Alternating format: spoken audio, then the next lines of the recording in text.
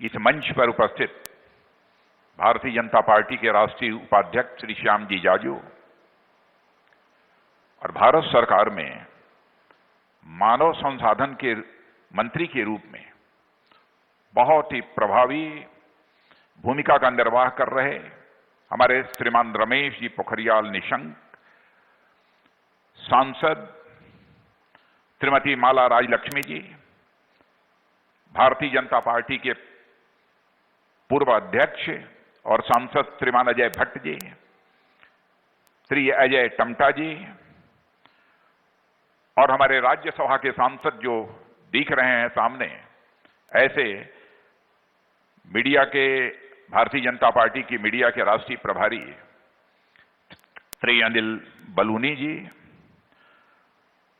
और श्री अजय कुमार जी संगठन महामंत्री, श्री राजू भंडारी प्रदेश महामंत्री, श्री कुलदीप कुमार प्रदेश महामंत्री और इस वर्चुअल रैली में मौजूद मेरे सभी उत्तराखंड के कार्यकर्ता बहनों एवं भाइयों, लंबे अरसे के बाद आप सबसे मेरा मिलना हो रहा है। विडंबना यह है कि प्रत्यक्ष मिलना होना चाहिए था, लेकिन हम लोग प्रत्यक्ष रूप से नहीं मिल पा रहे हैं। कोरोना के संकट के कारण हम लोगों का वर्चुअल रैली के माध्यम से यहां पर मिलना हो रहा है। कुछ भी बोलने के पहले मैं जानता हूं उत्तराखंड यह वीर भूमि है और देवभूमि है। उत्तराखंड की इस देवभूमि वीर भूमि में काम करने वाले सभी कार्यकर्ताओं का मैं अपनी तरफ से हार्दिक अभिनंदन करता हूं, उनका मैं स्वागत करता हूं।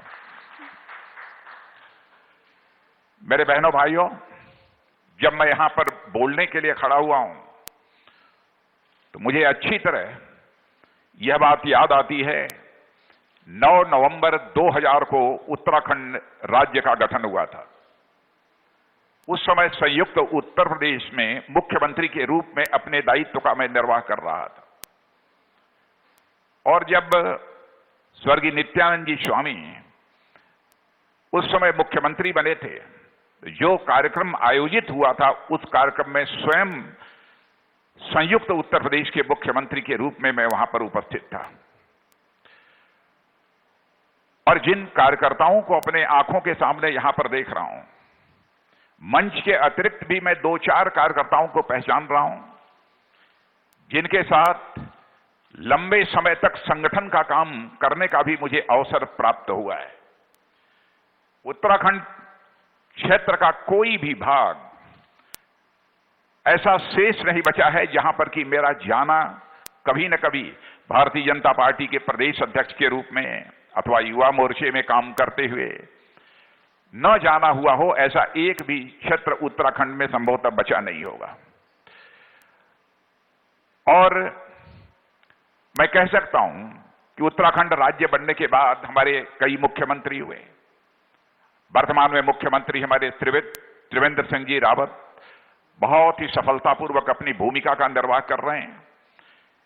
इसके अतिरिक्त नित्यानंद जी स्वामी तो हमारे पहले मुख्यमंत्री थे ही, हमारे जनरल भुवन चंद जी खंडूरी, भगत सिंह जी कोश्यारी, रमेश पोखरियाल निशंक जी, इन लोगों ने बखूबी मुख्यमंत्री के रूप में अपनी जिम्मेदारी का निर्वाह उत्तराखंड में किया है।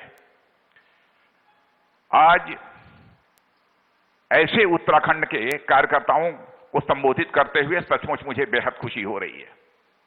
और मित्रों, आप जानते हैं कि हमारी पार्टी की यह परंपरा है, चाहे हम प्रदेश की सरकार चला रहे हों, आज चाहे हमारे केंद्र की सरकार हमारे यशस्वी प्रधानमंत्री मोदी जी के नेतृत्व में काम कर रही हो, जब हम लोग अपना 1 वर्ष पूरा करते हैं तो हमने क्या किया 1 वर्षों के अंदर, यह रिपोर्ट कार्ड लेकर जनता के बीच जाते हैं और जनता के साथ हम संवाद स्थापित करते हैं।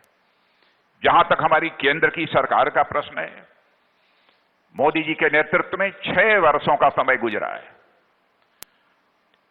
5 वर्षों तक लगातार प्रतिवर्ष जनता के बीच जाकर हमने जनता को यह बतलाया कि हमारी सरकार ने क्या क्या काम किया है। लेकिन जो दूसरा कार्यकाल रहा है, जो 2019 से प्रारंभ हो रहा है, वह है 1 वर्ष पूरे हुए हैं और 1 वर्ष के अंदर हमने क्या क्या किया है, और साथ ही पिछले 5 वर्षों में हमने क्या किया है समेकित रूप से, इन सब सारी चीजों को लेकर हम जनता के बीच जा रहे हैं और उनके साथ हम सीधा संवाद स्थापित कर रहे हैं। बहनों भाइयों, इस सच्चाई को कोई नकार नहीं सकता है। 6 वर्षों के अंदर मोदी जी के नेतृत्व में हिंदुस्तान ने काफी प्रगति की है, हमारा देश काफी आगे गया है। इतना ही नहीं, मैं कह सकता हूं कि अंतर्राष्ट्रीय जगत में भी भारत की प्रतिष्ठा जो है तेजी के साथ बढ़ी है। जो हमारा भारत 2013 में अर्थव्यवस्था के आकार के मामले में दुनिया में 9वें स्थान पर था, 5 वर्षों के अंदर ही मोदी जी ने इस भारत को जो 9वें स्थान पर था अर्थव्यवस्था के आकार के मामले में, उसको लाकर 5वें स्थान पर खड़ा करने में यह कामयाबी हासिल की है। हम लोगों का लक्ष्य तो यह है कि हम भारत को अर्थव्यवस्था के आकार के मामले में केवल हम 5वें स्थान पर ही नहीं रखना चाहते, बल्कि हम भारत को दुनिया की टॉप 3 कंट्रीज में लाकर हम खड़ा करना चाहते हैं। यह है हम लोगों का लक्ष्य। हमारा देश आगे बढ़ रहा था, इसी समय भारत ही नहीं सारे विश्व के समक्ष एक गंभीर संकट पैदा हुआ, बड़ी चुनौती कोविड-19 की। कोविड-19 की जो ये चुनौती पैदा हुई है, बहनों भाइयों, दुनिया का कोई देश इसे अछूता नहीं है। लेकिन इस संकट की घड़ी में आपने समाचार पत्रों के माध्यम से, चैनल्स के माध्यम से, दूसरे समाचार की एजेंसियों के माध्यम से देखा होगा, विश्व के बहुत सारे विकसित देश इस कोविड-19 के कारण बुरी तरह प्रभावित हुए हैं।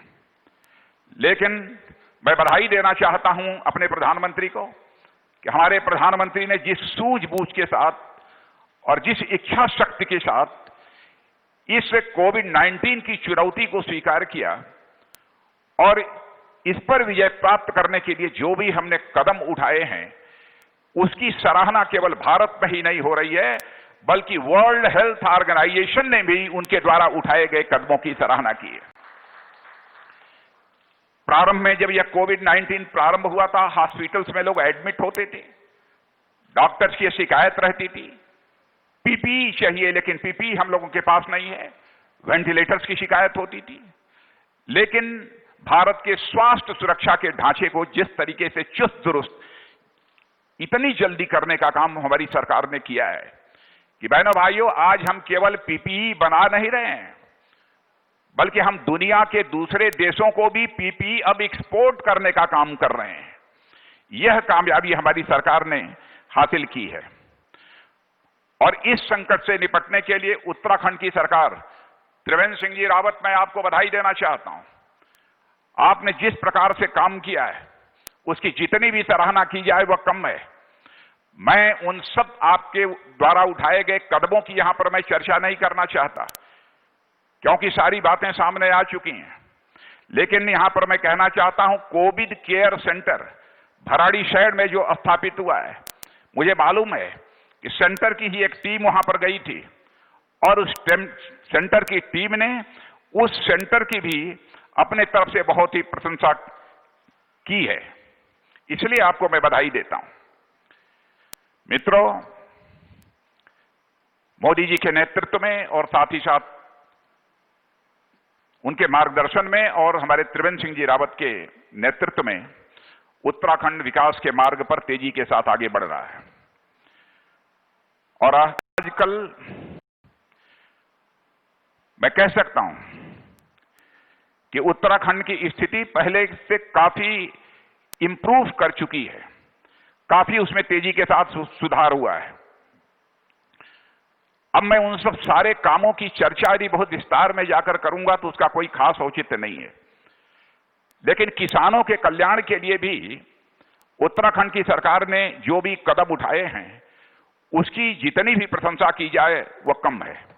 मैं जानता हूं कॉन्ट्रैक्ट फार्मिंग को लेकर जो नया एक मॉडल एक्ट जो बनाया गया है, उसको भी उत्तराखंड राज्य के लोग एक बहुत ही उम्मीद के तौर पर उसे देख रहे हैं। कृषि के क्षेत्र में कीमतों से जुड़ी जोखिम को यह संभालने में यह मॉडल एक्ट काम करेगा, ऐसा मेरा पूरा विश्वास है। किसानों के लिए जो बीज उपलब्ध होता था, पहले उस पर जितनी सब्सिडी मिलती थी, मुझे जो बतलाया गया है कि 50% की सब्सिडी मिलती थी, अब उस 50% सब्सिडी को बढ़ाकर वो 75% करने का काम उत्तराखंड की सरकार ने किया है। यह भी एक सराहनीय कदम है। एक प्रमुख योजना जिसके लिए मैं उत्तराखंड सरकार को विशेष रूप से बधाई देना चाहता हूं, गौरा देवी कन्या धन योजना। गौरा देवी कन्या धन योजना ये बहुत ही एक प्रमुख कार्यक्रम है जिसे कि उत्तराखंड सरकार ने लॉन्च किया है कि जिस परिवार में बेटी पैदा होती है उस परिवार को 50,000 रुपए की धनराशि दी जाती है, और जब वह लड़की कक्षा 12 उत्तीर्ण कर लेती है, शादी के समय उस धनराशि को खर्च किया जा सकता है। सीमावर्ती इलाकों में उत्तराखंड में यह शिकायत थी कि वहां से पलायन तेजी के साथ हो रहा है, गांव खाली हो रहे हैं। उसके लिए भी उसे रोकने के लिए कई प्रभावी कदम त्रिवेंद्र सिंह जी रावत ने उठाए हैं। और मुझे जो बतलाया गया है कि 6.5 लाख किसानों के लिए मुख्यमंत्री स्वरोजगार योजना प्रारंभ की गई है। और प्रवासी मजदूरों के लिए जिस तत्परता के साथ उत्तराखंड सरकार ने काम किया है, उसकी भी मैं सराहना करना चाहता हूं। और मुझे याद है कि इस समय भारतीय जनता पार्टी के राष्ट्रीय मीडिया प्रभारी के रूप में जो जिम्मेदारी निभा रहे हैं हमारे राज्यसभा के सांसद अनिल बलूनी जी, एक बार गृह मंत्री रहते मैं गया था तो उन्होंने मुझसे चर्चा की। उन्होंने कहा, बल्कि यहां पर मुझे ज्ञापन भी दिया था कि साहब आईटीबीपी और एसएसबी के जहां हॉस्पिटल्स चलते हैं उसमें जो उत्तराखंड के रहने वाले नागरिक हैं उनको ओपीडी की सुविधा वहां प्राप्त नहीं हो पाती थी। बहनों भाइयों, मुझे याद है कि उस समय तुरंत हमने ओपीडी की सुविधा मुहैया कराई थी। उत्तराखंड में अधिकतम निवेश देशी और विदेशी दोनों हो, इस बात को ध्यान में रखकर इन्वेस्टमेंट समिट का भी आयोजन उत्तराखंड सरकार ने किया था। और उस इन्वेस्टमेंट समिट के कार्यक्रम में मुझे भी भाग लेने का अवसर प्राप्त हुआ था। और मुझे सचमुच इस बात का संतोष है कि उत्तराखंड जैसे छोटे से राज्य में 1,20,000 करोड़ रुपए के एमओयू पर उस समय हस्ताक्षर किए गए थे। और मैं समझता हूं कि उसमें से कुछ अब इन्वेस्टमेंट हो रहा होगा, एमओयू पर जो भी हस्ताक्षर हुए हैं उन पर अमल हो रहा होगा। और मेरा पूरा विश्वास है कि इस इन्वेस्टमेंट के परिणाम स्वरूप उत्तराखंड की और तेजी के साथ प्रगति होगी। मेट्रो ट्रेन, मुझे याद है कि जब मेट्रो ट्रेन चलने का सिलसिला प्रारंभ हुआ था तो हम लोग कभी उत्तराखंड में जाते थे तो लोग कहते थे कि साहब उत्तराखंड ये पहाड़ी क्षेत्र है, यहां पर मेट्रो ट्रेन नहीं चल पाएगी। लेकिन मुझे जो यह जानकारी प्राप्त हुई है कि उत्तराखंड सरकार ने यह फैसला किया है कि हरिद्वार से लेकर ऋषिकेश तक मेट्रो ट्रेन हम चलाएंगे, और उसकी मंजूरी जो है उत्तराखंड सरकार ने दे दी है। सरकारों पर भ्रष्टाचार का आरोप बहुत लगता है, लेकिन मैं त्रिवेंद्र सिंह जी रावत आपको और आपकी सरकार को मैं बधाई देना चाहता हूं। भ्रष्टाचार के खिलाफ भी आपने जीरो टॉलरेंस की नीति को अख्तियार किया है। और मुझे यह भी बतलाया गया है कि भ्रष्टाचार के मामले में लगभग 150 से अधिक लोगों को जेल भेजने का काम यह उत्तराखंड की सरकार ने किया है। और अभी बंशीधर जी भगत जो यह चर्चा कर रहे थे राजधानी, मुझे याद है कि उत्तराखंड का जब आंदोलन चल रहा था तो उस समय भी जब उत्तराखंड राज्य बनाने की मांग होती थी तो उस समय कहा जाता था कि साहब इसकी राजधानी देहरादून नहीं होगी, गैरसैंण में होगी। अब मुझे यह जानकारी प्राप्त हुई है कि गैरसैंण में अब यह राजधानी उत्तराखंड की बन गई है, या काम चल रहा है, नहीं बतला सकता, लेकिन मुझे यह बतलाया गया है कि घोषणा हो गई। ये श्याम जाजू जी बतला रहे हैं, उसकी घोषणा हो गई है। और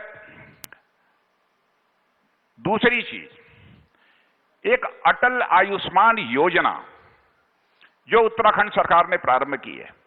40 लाख गोल्डन कार्ड। मुझसे इस कार्यक्रम से जो प्रभावित हुए हैं, एक व्यक्ति से हमारी भेंट हुई है। इस अटल आयुष्मान योजना जो उत्तराखंड सरकार के द्वारा प्रारंभ की गई है, बहनों भाइयों,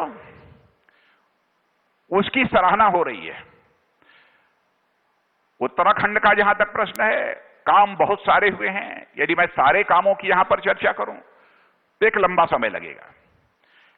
उत्तराखंड का विकास तेजी के साथ हो, यह हम सबकी इच्छा है। और इसी सोच के आधार पर ही आदरणीय अटल बिहारी वाजपेयी जी ने उत्तराखंड राज्य और झारखंड राज्य और छत्तीसगढ़ राज्य, 3 राज्यों के निर्माण का जो है फैसला उस समय किया था। मेरे बहनों भाइयों, उत्तराखंड की धरती का जहां तक प्रश्न है, यह परिश्रम और पराक्रम की धरती है, मैं अच्छी तरह जानता हूं। जैसा मैंने पहले कहा कि यह देवभूमि है। अभी कुछ ही दिनों पहले हमारे प्रधानमंत्री ने केदारनाथ के पुनर्निर्माण के सभी पहलुओं की कुछ दिनों पहले उन्होंने समीक्षा की है। यात्रियों और पर्यटकों के लिए भी यह इको फ्रेंडली हो सके, यह कोशिश की जा रही है।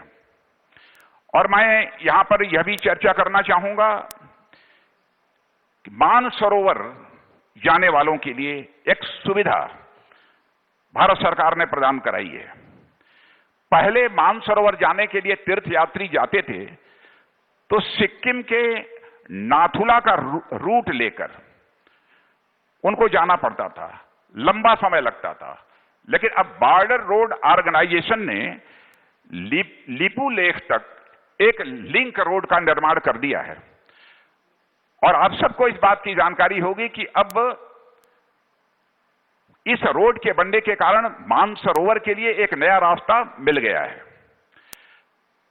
धारचूला लिपू लेक रोड बन जाने से मानसरोवर यात्रा अब 6 दिन कम समय में, पहले से 6 दिन से कम समय में पूरा करना यह संभव हो पाएगा। मैं समझता हूं कि मानसरोवर की यात्रा करने वाले तीर्थ यात्रियों के लिए एक बहुत बड़ी यह सुविधा मिली है। लेकिन बहनों भाइयों, 80 किलोमीटर की यह सड़क बनी है, भारतीय क्षेत्र में बनी है। लेकिन हमारे पड़ोसी देश नेपाल में इस सड़क को लेकर कुछ गलतफहमियां पैदा हुई हैं। लेकिन मैं कहना चाहता हूं कि नेपाल का जहां तक प्रश्न है, नेपाल के साथ हमारे केवल सामाजिक, भौगोलिक और ऐतिहासिक रिश्ते ही नहीं हैं, सांस्कृतिक रिश्ते ही नहीं हैं, बल्कि नेपाल के साथ हमारे आध्यात्मिक रिश्ते भी हैं। इस हकीकत को भारत कभी भूल नहीं सकता है। बाबा पशुपतिनाथ को हम कैसे भूल सकते हैं? जहां तक बाबा पशुपतिनाथ, चाहे हमारे भारत में काशी विश्वनाथ, सोमनाथ, इन सब को अमरनाथ से अलग कोई कैसे कर सकता है? यह संबंध तो इस लोक का नहीं है, बल्कि यह मानता हूं कि यह संबंध दूसरे लोक का है, जो चाह कर भी कोई इसे बदल नहीं सकता है, ऐसा मेरा पूरा विश्वास है। और मित्रों, इस समय मैं रक्षा मंत्री के रूप में जिम्मेदारी का निर्वाह कर रहा हूं और मैं जानता हूं कि हमारे यहां गोरखा रेजिमेंट है और गोरखा रेजिमेंट समय समय पर बराबर अपने शौर्य और पराक्रम का उसने परिचय दिया है। और उस गोरखा रेजिमेंट का भी उद्घोष है, जय महाकाली आयोरी गोरखाली, यह उसका उद्घोष है। अब आप बताइए, महाकाली तो कलकत्ता में, कामाख्या में और विंध्याचल में सब जगह विद्यमान है और महाकाली के भक्त तो इस देवभूमि उत्तराखंड के गांव-गांव में मिल जाते हैं। तो कैसे भारत और नेपाल का रिश्ता यह टूट सकता है? और इसलिए धारचूला के आगे कितनी भी धारें लगा दी जाएं, इन संबंधों को बहनों भाइयों काटा नहीं जा सकता। मैं यह मानकर चलता हूं, भारत और नेपाल के बीच का जो रिश्ता है यह कोई सामान्य रिश्ता नहीं है। भारत और नेपाल के बीच का रिश्ता तो मेरे बहनों भाइयों, यह रोटी और बेटी का हमारा यह रिश्ता है। दुनिया की कोई ताकत इस रिश्ते को तोड़ नहीं सकती है। यदि लिपू लेक से लेकर धारचूला तक यह रोड बनने के कारण यदि कोई गलतफहमी नेपाल के लोगों में यदि पैदा हुई है, तो मैं समझता हूं कि उसका समाधान हम लोग मिल बैठ कर निकालेंगे, हम बातचीत के द्वारा उसका समाधान निकाल लेंगे। लेकिन मैं पूरे विश्वास के साथ कहना चाहता हूं, भारत में रहने वाले लोगों के मन में कभी भी नेपाल को लेकर किसी प्रकार की कटुता पैदा हो ही नहीं सकती है। इतना गहरा संबंध हमारे नेपाल के साथ है। हम मिल बैठकर इन सब सारी समस्याओं का समाधान करेंगे। और मित्रों, जहां तक हमारी केंद्र की सरकार का प्रश्न है, 6 वर्षों में हमारी सरकार ने क्या क्या काम किया है, कितना काम किया है, आप सब भी अच्छी तरह जानते हैं। लेकिन पार्टी ने फैसला किया है कि इस कार्यकाल में, जब इस बार की सरकार जो बनी है, 1 वर्षों की सरकार हमारी, जो काम किया है, इसकी उपलब्धियों को लेकर तो जनता के बीच जाएंगे ही, लेकिन साथ ही साथ 5 वर्ष इसके पहले जो हमारी सरकार ने काम किया है, इन कामों को भी लेकर हम जनता के बीच जाएंगे। मैं पूरे विश्वास के साथ कह सकता हूं कि बहनों भाइयों, 6 वर्षों में मोदी जी के नेतृत्व में हमारी सरकार ने बहुत सारे बुनियादी काम किए हैं। जन सामान्य की जो बुनियादी आवश्यकताएं थी, उन बुनियादी आवश्यकताओं को पूरा करने के लिए कई कदम उठाए हैं। आप कल्पना नहीं कर सकते कि आजादी के इतने लंबे समय गुजर जाने के बावजूद भारत के अंदर लगभग 18,500 गांव ऐसे थे कि जिन गांवों में बिजली का खंभा तक भी नहीं लगा था, बिजली नहीं पहुंची थी। उन गांवों में बिजली पहुंचाने का काम पहली बार हमारी सरकार ने किया है। 18.5 करोड़ लोगों को बिजली नहीं उनके घरों में थी। उनके घरों में, क्षमा कीजिएगा, 2.5 करोड़ लोगों के घरों में बिजली नहीं थी। उनके घरों में बिजली भी पहुंचाने का काम हमारी सरकार ने किया। इतना ही नहीं, प्रधानमंत्री जनधन योजना के अंतर्गत हर भारतवासी का बैंकों में अकाउंट खोलने का यह ऐतिहासिक काम भी यह हमारी सरकार ने ही 6 वर्षों के अंदर किया है।